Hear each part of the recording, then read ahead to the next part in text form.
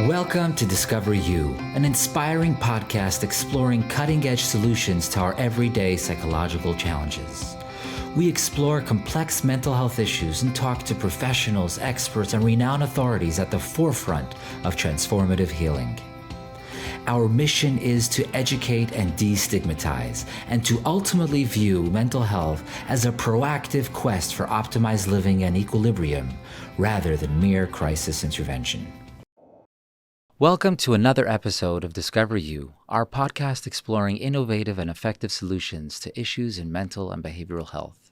I'm JD Kalmenson, CEO of Montare Behavioral Health, a family of dynamic and comprehensive mental health treatment centers in Southern California.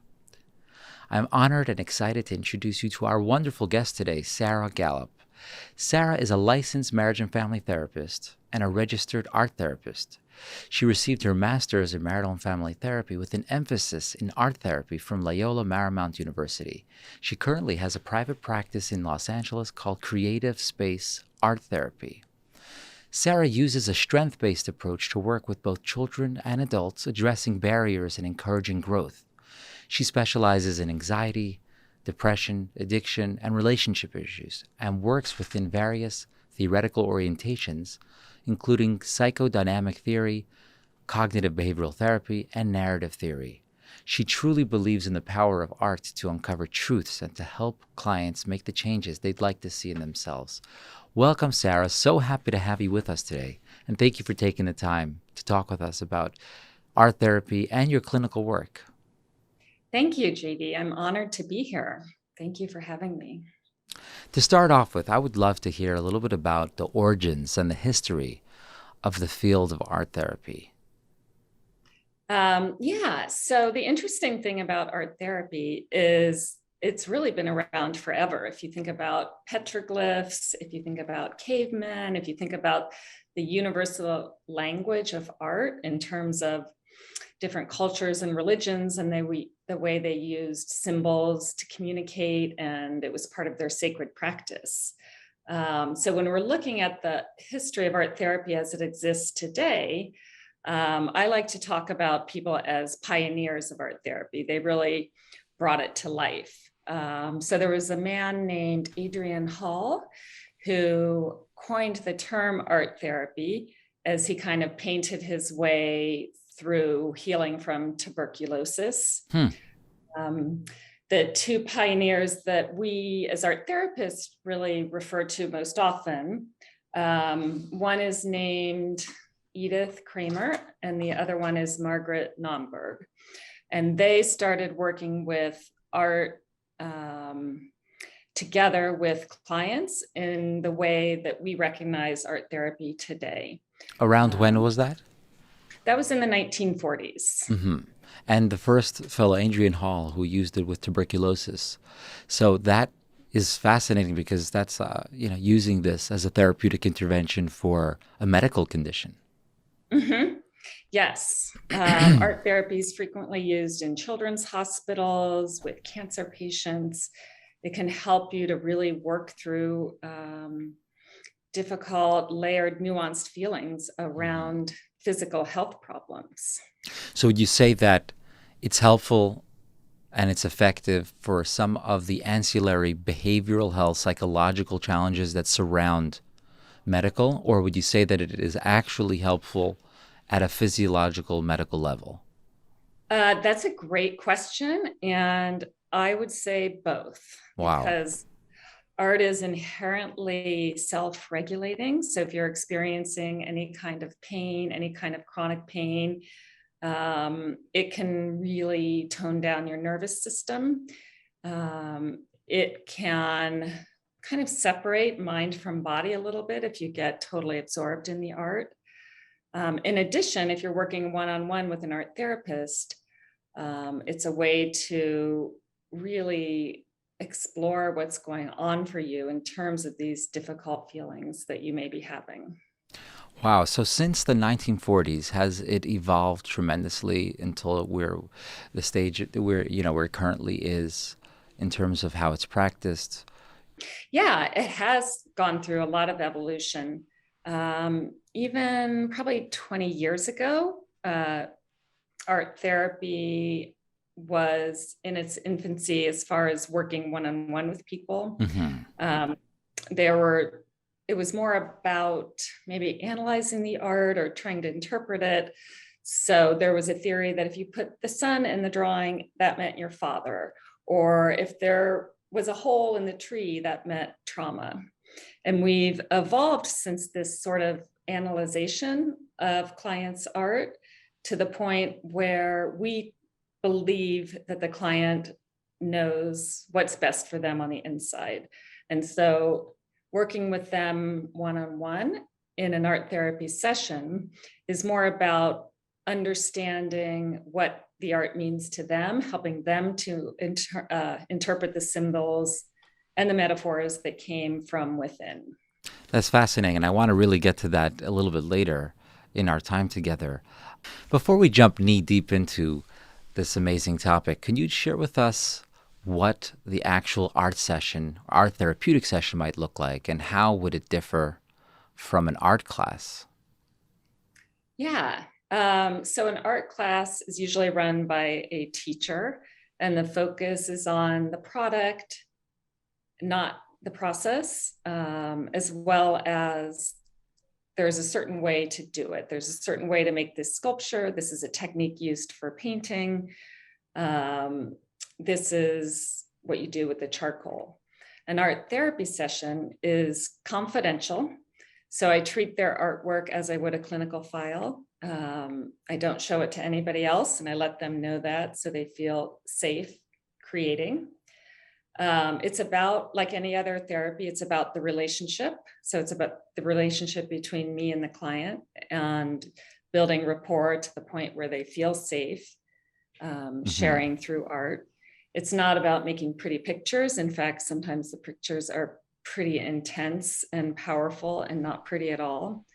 It's not about being good at art. It's not about the product. It's about engaging in the process and understanding the way it's making your body feel, understanding its impact on your emotions, and being able to reflect upon it when you're finished, and looking for metaphors and looking for latent content within that art. That's amazing. This is about a process. I love that line. It's about a process. It's not about the product. Yes, yeah, at its core. And it's not about other people looking at it, especially for my clients who are people pleasers. It's about making it just for themselves. No one else is going to judge it. No one else is going to have a comment about it. No one else is going to criticize it. It's just yours, and it's safe and protected. Maybe you could just give us the Sarah version of art therapy. We'd love to hear in your own words what art therapy is, what it does, who it's most relevant for, and who it can help, whether it's best practiced and done in a group setting or an individual setting. So what would be the description? And I've worked in art therapy both in groups and one-on-one. And when we're going through the program at Loyola, we learn the benefits of both. And so when I was working at a treatment center running groups, and it was so powerful working with adolescents. It bypasses defenses. Adolescents are traditionally kind of bottled up and not wanting to share their deepest fears, their deepest hopes, their deepest desires. For example, I might say to them, if you were an animal, who would you be if they're not wanting to talk about themselves? And I'll put out clay, and some of them might make, they don't know what they're going to make. They start playing with the clay a little bit. It becomes a felt expression of what they're trying to say. And one of them might make a turtle. And so where she might not say outright, especially in a group, I'm struggling with social anxiety, I'm shy, I'm scared. But when she's talking about this turtle, which serves as a metaphor for herself, she can talk about why it feels safer to be in her shell, why it's so difficult to pop her head out of the shell and interact with other animals on the table. So it's particularly useful with adolescents in bypassing their defenses. Interesting. So it's really harping on a lot of the subconscious observations that we are not necessarily accessing and in tune with for various reasons, whether it's a defense mechanism or the fear of being vulnerable or the amygdala, being activated. So we tend to live in denial or to ignore those aspects of ourselves. And in this safe space, non-threatening sort of environment of creating art, that ends up coming out. And all of a sudden we look at it and we say, wow, here is something that I never knew about myself. So I'm so glad you brought up the idea of safe space, because that is one of the huge benefits of art therapy. When I'm working one-on-one with a client, they've just met me. They don't know me. They don't necessarily trust me. But the art serves as almost like a third person in the room, and they can trust the art. And so they're able to communicate clearly with the art, and feel safe because they know it's not me telling them what to do, who they are. It's me walking side by side with them, helping them to interpret what they put on the paper. And sometimes with art, there can be very deep and powerful content. So we as art therapists know not to, if we see something concerning, we know not to push it until the client is ready, especially with trauma. Right. Yeah. And does it help uncover memories that they might not consciously have access to? Definitely. There's something called latent content, and that is the content that comes through after you've made a piece of art that you weren't even aware that you were putting on the paper. And that can be very powerful in helping us understand our subconscious desires, our subconscious needs, what's going on below the surface. It's amazing. So to me, it's obvious that we all have an inner rich world that exists at the subconscious level. So we can all be helped by art therapy. My question is that being that the agent of this particular form of therapeutic healing comes in the guise of artistic creation, does art therapy have more efficacy with those who are more artistically inclined by nature, have more talent with art, have more passion with art? Are they more of a qualified candidate for this, or would you say that its effect can be universal and it can help in the same regard, regardless of your pre-existing talent and interest in art in general? Ironically, sometimes the trained artists are a little harder to work with in art therapy because they've been taught rules of form and ways to create, and it can be a little less, what's the word? It's spontaneous. They overthink it. So we really have to work with, when I'm working with an artist, sometimes I only give them like 20 seconds to make something so that they don't overthink it and put too much thought into form and line and content.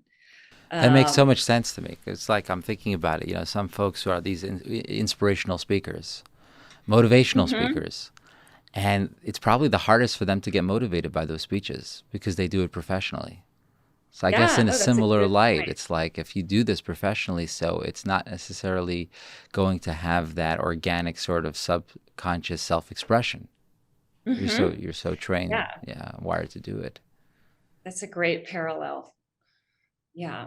Are you able to use it on yourself as a way to check in? Yes, I keep an art journal, and I use it for everything from, if I'm having a client I'm trying to understand a little better, I might simply draw their portrait, and that might help me to understand them on a deeper level. I'll see things that I hadn't thought about verbally. If I'm trying to understand a layered, nuanced feeling I'm having, I'll kind of draw it out. And so it works on me just like it works on everyone else. It's self-soothing at the same time that it's giving me information and putting me back in touch with who I really am. Yeah, that makes a lot of sense. So my next question is, if the metaphors are enabling me to tap into a deeper insight about myself, creating enhanced self-awareness in a dramatic way that I might not have ever realized, that would be very effective as what I would imagine to be the first phase of healing of self-actualization, which is having an unbiased, unadulterated self-perception and allowing one to tap into previous experiences and to be able to create a sense of crystal clarity on their life story. But as far as phase two, which is what the actual healing looks like, is that something that you would have to then turn to other modalities of treatment, whether trauma-based or psychodynamic, but to look for the other interventions now that I'm aware of what's going on underneath the issues, the challenges, the memories, the traumas, my fears, my insecurities. Now that I'm aware of this problem, do I need to turn to another modality, or is there something in art therapy that would actually provide healing in and of itself, in addition to the awareness of the challenge and the problem? So the wonderful and amazing thing about art therapy is it works side by side with all the modalities. So I can use it with the CBT lens, and that might mean telling a client to simply show me what your thoughts look like, and show me what your feelings look like, and show me what your behavior looks like, in order to help them understand the very basis of CBT, which is the cognitive triangle. I can use it narratively. So I might have them, we want to retell their story. We want a different outcome. So I might show them how to make a book and bookbinding and tie it up with string and have them tell their new story in book form. So that works really well with trauma and telling the new story with trauma. We might just continue to use it psychodynamically. So if we're in session and someone's talking about how they keep sabotaging themselves or something along those lines, I might have them draw out what that feels like. And then what comes up on the paper is not only deeper insight, it's also a springboard for conversation. So if they're not able to say why they feel like they sabotage themselves by eating too much or drinking too much or whatever the situation is, they might just have a block, like they don't understand more about that. By putting it down on paper, it forces them to think using the visual part of their brain, which accesses different parts of the brain. So different parts are lighting up, giving us more material to communicate and work with. That's so amazing. Tell me if this would be accurate based on what you just described. It almost sounds like art is this bridge that allows us to access the subconscious. And so when art therapy becomes this sort of bridge and medium to, in a non-invasive, non-threatening, non-intimidating manner, allow the subconscious to open itself up to the messages, to the content that we're engaging with at the conscious level, then all this work has an exponentially greater chance of being felt and being absorbed and inculcated in our subconscious. So whether that's with CBT, whether that's with trauma, or whether that's with narrative therapy, you're just really allowing an extra seat at the table for the subconscious to be present and partake in this beautiful healing experience. Yeah, very well said. I love the idea of an extra seat at the table.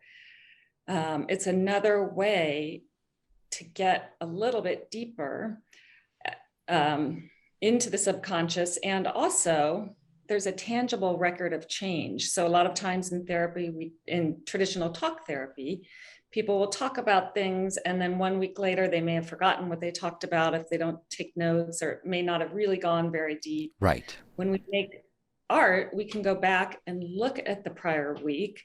And also, I sometimes will refer to a certain art piece that a client has made throughout session, if it's relevant to our work together. And so bringing back that visual brings back all the feelings that were associated with it. Yeah, because there's an amazing correlation, I don't know the science behind it, between the visual and emotional memory. All of us would love to have emotional memory with certain experiences. Imagine everyone who has struggles with chemical dependency or other negative, bad behavioral patterns would be able to have absolute emotional memory of the regret, of the emptiness, of all the negative ramifications of that behavior, of that experience, it would prevent us from re-engaging in it, right? But we don't have emotional memory. Sometimes a visual can really bring you back there, not just intellectually, but emotionally and and experientially. Exactly. I've done drawings as simple as, and if there aren't any art materials available, I can just use pencil and paper. But a drawing that I've used in an art directive that I've used in addiction is as simple as, show me what it looks like when you're sober and show me what it looks like when you're high, drunk, or whatever. And what comes out on the paper is astounding because they know their life is better when they're sober. Right. They're tired of other people telling them why it's better. They know on the inside. So what they come up with on their drawing is their idea. It's not someone else telling them to be sober. It's not a family member saying your life would be better sober. This is what you're like when you're drunk. It's their own internal ideas about it on the paper in front of them in a visual form. Yes, and there's no question that the visual has so much greater influence and power than over the auditory, intervention. And when you asked me, does it work better for some people than others? Yes. The one thing we have noticed is for visual people, visual learners, it does work better. That's right. That would make sense. And also kinesthetic learners, because they're working, sometimes I have them put their trauma out on paper, rip it up, and turn it over and make a beautiful art piece out of it. And so that's when the kinesthetic somatic movement can help heal. Yes. It almost sounds like, what they do at some of the recovery centers with tearing up the trauma letters and putting it into the fire. It's a very, cleansing and sort of, deep emotional experience of releasing and letting that go. Is this something that is recognized by the APA, the American Psychological Association? Is it considered evidence-based? Are parts of it more evidence-based than others? How would you describe its sort of its standing in the midst of the backdrop of all other behavioral health modalities of treatment? Yeah, it is, like you said, more experiential therapy. It's not considered evidence-based just because it's so hard to quantify the research on healing for art therapy. There's a journal that comes out, I believe it's bi-monthly, and there is always quantitative and qualitative research going on, but it's really hard to codify how, in numbers, how art therapy helps. However, it is recognized as, I don't know what the adjective would be. It's recognized as a legitimate therapy by the APA. We have our own governing board, which is the ATCB, that's the Art Therapy Credentialing Board. And you can go onto that site to make sure an art therapist has the letters ATR behind their name, which means Registered Art Therapist, and BC, which means Board Certified Art Therapist. That's very helpful to know, because I think that there are so many people who are artistically inclined and go through certain experiences in helping others, and they call it art therapy, but they might not necessarily have that credentialed and that basis of a curriculum and content that has been certified. Right. Yes. And so we don't own the patent on art as art therapists. So we never say to a therapist, you can't use art if you're working with a client in therapy. However, it's not considered art therapy. So in order to be an art therapist, you have to have a graduate program. And as we were saying before, 1,000 hours of supervised treatment before you become registered. And then you take a test to become board certified. That's interesting, and that's very helpful. I want to ask you a question that's been on my mind, because it's something that you referenced earlier in our discussion, that the art therapist is not there to interpret the art for the client. Their role is to simply be a guide or be there as a witness, and not necessarily jumping to offer analysis of the client's creative output. Exactly. What I'm struggling with this is when a client's coming and they have some type of a distorted thought process, negative bias, and that's why they need cognitive behavioral therapy, right? So their thought patterns and their perception is somewhat clouded and obscured. How can they accurately excavate what their unconscious patterns are telling them without an intervention of the therapist's analytical lens, which would lend a certain amount of objectivity to the interpretation? A lot of times art is used in the initial stages as assessment. So we're able to see, for example, if a client is always making really small drawings, not taking up the page, to me, that indicates depression. Clients who come in who are depressed rarely fill the page with bright color. But I'm not going to tell that client they're depressed. I'm going to keep that in my head and work with that and ask them more questions, stay curious, ask them, what it's like going through their day. Do they have moments of joy in their day? And then I might reference the artwork again and say, can you add what do you notice about your art? Does this, say they drew a stick figure of themselves in a house or something. I would say, how does this image make you feel?